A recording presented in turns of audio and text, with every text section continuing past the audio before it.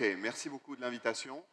Euh, donc le sujet sur un temps assez court, c'est de discuter de l'optimisation individuelle de la pipe au lit du malade, qui est un sujet qui qui est discuté depuis 50 ans, hein, depuis la description du SDRA, et dans lequel on est obligé d'avancer puisque les essais cliniques n'ont pas apporté de réponse. Les essais cliniques ont quand même comparé comparaison de faible niveau de pipe et de haut niveau de pipe sans vraiment grande titration individuelle autre qu'un peu d'oxygénation ou un peu de pression. Ça, c'est les conflits d'intérêts, c'est-à-dire les firmes avec lesquelles on a des contrats de recherche ou des équipements qui nous sont prêtés. Donc, je vais essayer de vous montrer qu'il est faisable d'utiliser les données de mécanique respiratoire comme approche au lit du malade. Donc, je vais me baser un peu sur les données de ce travail qu'on a publié, qui est une étude de qualité, on va dire, c'est-à-dire qu'on a introduit la mesure de mécanique respiratoire systématique pour s'aider à la titration des réglages du ventilateur, volume courant et pipe essentiellement. Et je montre ça parce que beaucoup des auteurs sont en fait les respiratory thérapistes qui font eux-mêmes maintenant ces mesures, incluant la mesure de la pression ésophagienne que je discuterai très peu aujourd'hui. Donc il y a à mon avis deux questions sur l'intérêt de la pipe. Il y a est-ce que le poumon est recrutable et est-ce qu'il est utile de mettre une pipe relativement élevée pour laisser ce poumon ouvert? Et la deuxième question, c'est est-ce qu'il y a une fermeture des voies aériennes?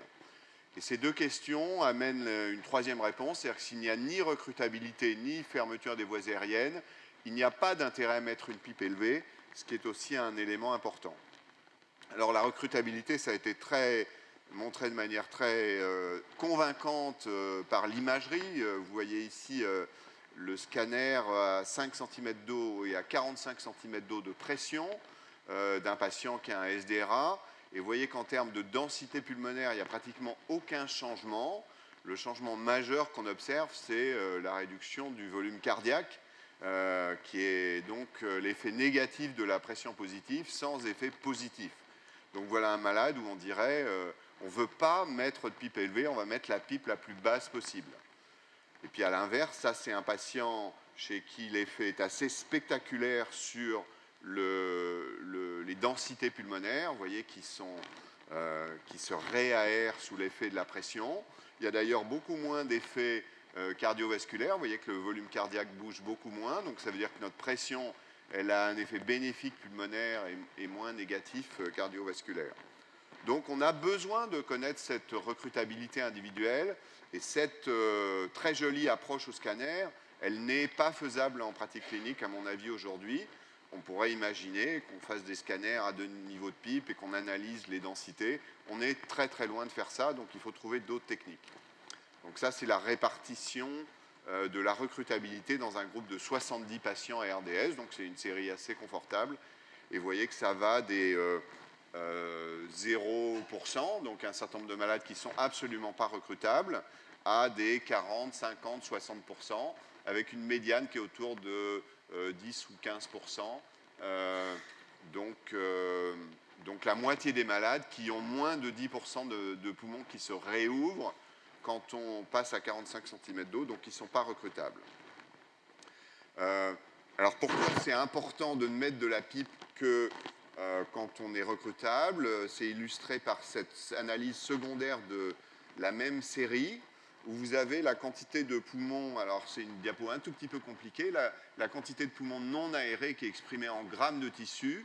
Quand on part d'une pipe de 5, donc on est en fin d'expiration, et quand on arrive en fin d'inspiration à une pipe, à une pression de plateau, vous voyez, autour de 25, et bien voilà la quantité de poumons non aérés qui va disparaître au cours de l'insufflation, donc la quantité de recrutement au cours de l'insufflation. Alors pourquoi ça c'est non souhaitable? Parce qu'à chaque expiration, évidemment, ce poumon va se refermer, et donc vous avez cette quantité de poumons qui va être soumis à ouverture-fermeture ou l'équivalent lors de la ventilation courante. Donc l'intérêt de la pipe dans ce groupe-là, c'est de démarrer à une pression plus élevée. Donc au lieu d'une pipe de 5, on va partir d'une pipe de 15. Donc on part d'ici. Et vous voyez que le bénéfice va être qu'on laisse ouvert beaucoup plus de poumons. Et donc la quantité de poumons qui s'ouvrent et qui se ferment à chaque insufflation est réduite. C'est ça l'intérêt de la pipe, c'est de laisser le poumon ouvert quand il est recrutable pour éviter les lésions ouverture-fermeture. L'autre groupe, c'est la moitié des malades dans cette série-là, n'a aucun bénéfice à passer de 5 à 15 de PEP, puisque on ne fait qu'augmenter la distension, et vous l'avez vu sur l'effet cardiovasculaire. Encore une fois, le scanner, c'est une technique très belle, mais pas utilisable. Et on peut essayer de se rapprocher de la mesure de la recrutabilité par des techniques plus accessibles au lit du malade, comme les techniques basées sur le principe disons, du comportement type hystérésis des poumons, c'est-à-dire des volumes qui sont différents pour une même pression après une manœuvre d'insufflation ou après une manœuvre de recrutement. L'équipe de Jean-Jacques Rouby qui utilisait le scanner avec une approche un petit peu différente de celle de Gattinoni, c'est-à-dire qui regardait la quantité de poumons qui se réaèrent à l'intérieur des zones denses, avait montré que c'est assez bien corrélé, les deux techniques. Ce n'est pas parfait, mais la technique des courbes pression-volume peut approcher la recrutabilité au scanner. C'est évidemment intéressant parce que c'est beaucoup plus pratique. Et vous voyez, l'illustration, encore une fois, l'image permet d'aider à la compréhension. La courbe pression-volume, ça c'est vraiment ce qu'on appelle l'hystérésis. L'insufflation, vous voyez, c'est le poumon en haut qui est complètement collabé, qui va se réouvrir. Et quand on redescend sur la partie expiratoire, pour les mêmes pressions dans le système, vous voyez qu'on garde beaucoup plus de volume. Donc c'est ça qu'on veut essayer d'estimer au lit du malade. Est-ce que le poumon de notre patient a un comportement de type hystérésis-like. Et ça, on peut le faire avec des courbes pression-volume répétées. Alors, on avait montré dans un certain nombre d'études que le comportement du poumon, évalué avec des courbes pression-volume à un niveau de pipe bas puis à un niveau de pipe haut, si on est capable de savoir de quel volume pulmonaire on part, permet d'évaluer, par la différence entre les courbes, la recrutabilité du poumon, le comportement de type hystérésis.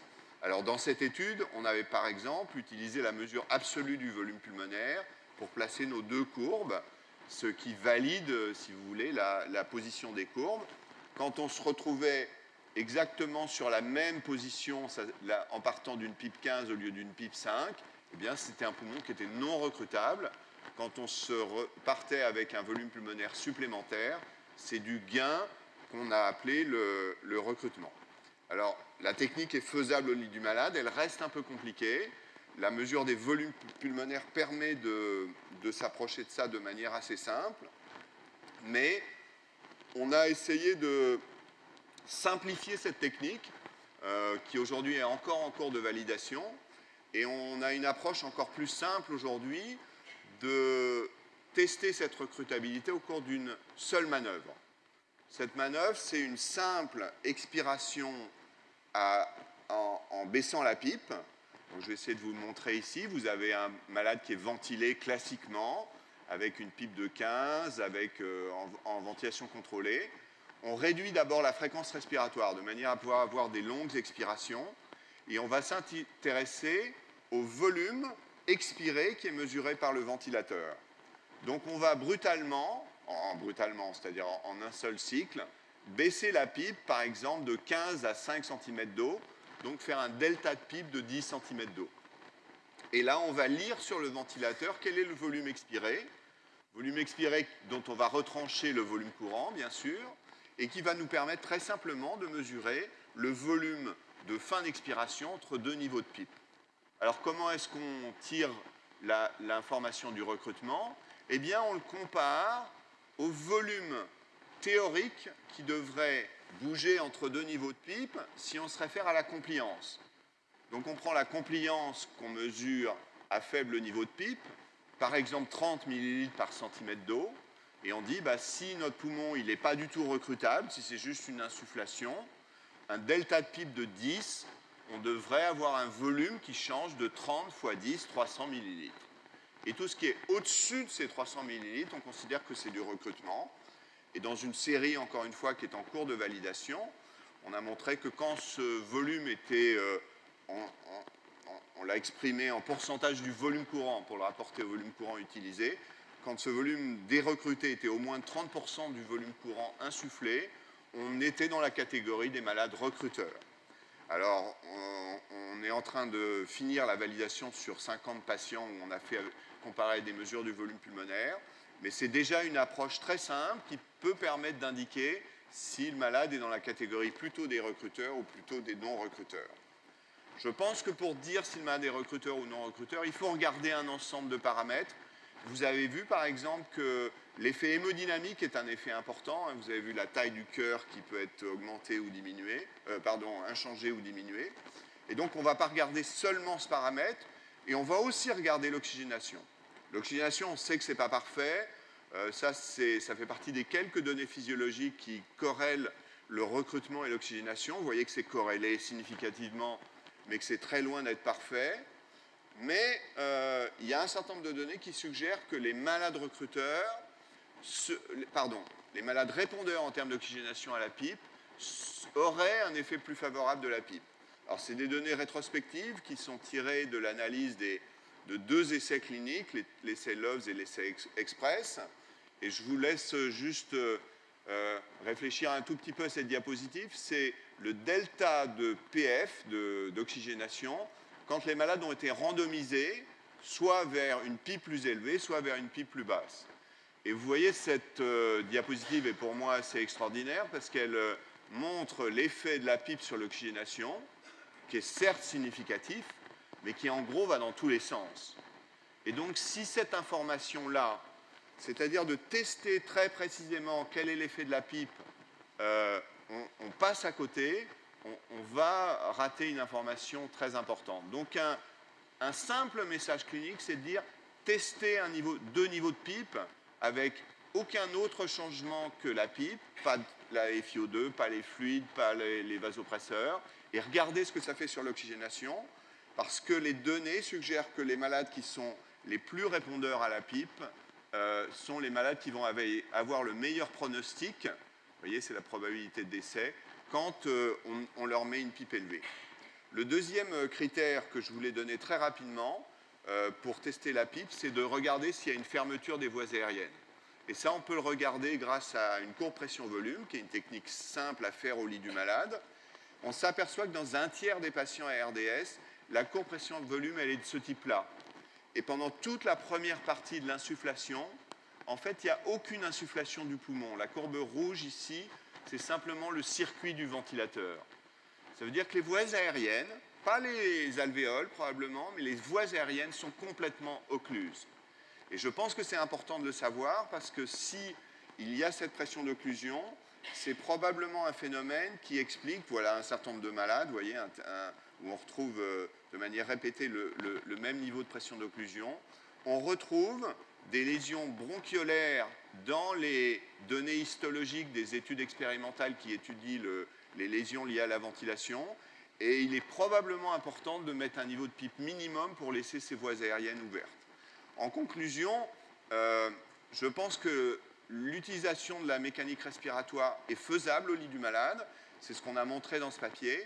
Et dans notre série de patients, et il n'y a pas de données sur l'outcome, mais on montrait par exemple qu'après une analyse systématique de tous les patients, on était capable d'améliorer l'oxygénation des patients, bon, ce qui n'est pas évidemment extraordinaire, mais qu'on le faisait grâce à des pressions moins élevées. C'est-à-dire qu'il y avait tout un tas de patients où on s'apercevait qu'ils n'avaient ni fermeture des voies aériennes, ni recrutabilité, et où on mettait une PIP plus basse et où en fait l'oxygénation s'améliorait. Donc je dirais que ça peut paraître un peu basique, c'est des données qu'on connaît depuis longtemps, mais il m'apparaîtrait indispensable que dans la prochaine étude sur la PIP, il y ait une individualisation de la titration de la PEP basée sur des mesures de mécanique respiratoire. Merci beaucoup.